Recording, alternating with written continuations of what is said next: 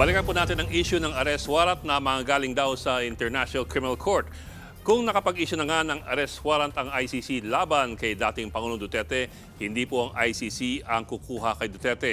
Ginigit kasi ng Malacanang na hindi nito kinikilala ang jurisdiksyon ng ICC dito sa Pilipinas dahil umalis tayo sa ICC noon pang 2019. Pero matagal nang nilinaw ng Malacanang na kung idadaan ng ICC ang arrest warrant sa Interpol, yung International Criminal Police Organization, wala po itong choice kundi makipagtulungan. Bakit? Dahil kahit umalis tayo sa ICC, kinikilala pa rin natin ang jurisdiksyon ng Interpol. Ang Interpol po ay isang multinational group na binubuo ng 196 member countries. Ang pakay po nito ay makipagtulungan para huli ng mga pugante na tumatawid-tawid ng mga international borders. Pero hindi po gaya ng lumalabas sa pelikula, ang Interpol ay hindi po isang special SWAT team na pupunta sa isang bansa para manghuli o makipagbarilan sa mga pugante.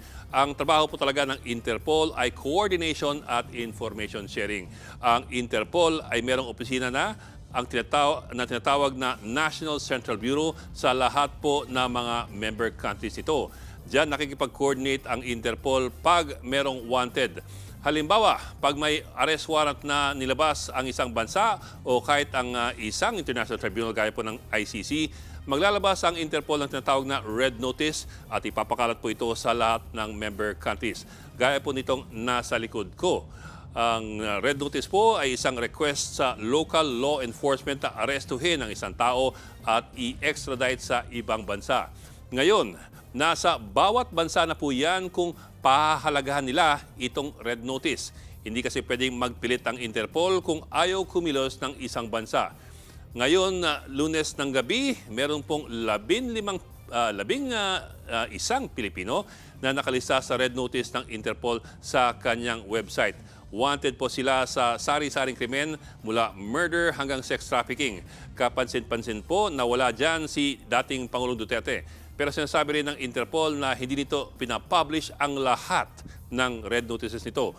Ngayon, paano nga kung meron ng red notice ang Interpol para kay Pangulong Duterte? Kung sakali lang. Kung sakali po, idadaan muna yan sa National Central Bureau na mahahanap po sa NBI at sa PNP. At maring ang mga mag-aaresto ay hindi po mga banyaga. Kung sakali po, mga kapwa Pilipino rin na miyembro ng NBI o ng PNP. Mga kapatid, Ed Lingaw po, maging maalam at may pakialam sa mga napapanahong balita sa ating bansa. Para sa mas malalimang pagtalakay at paghimay sa mga issue at headlines, tumutok lamang at pag-subscribe sa social media pages ng News 5.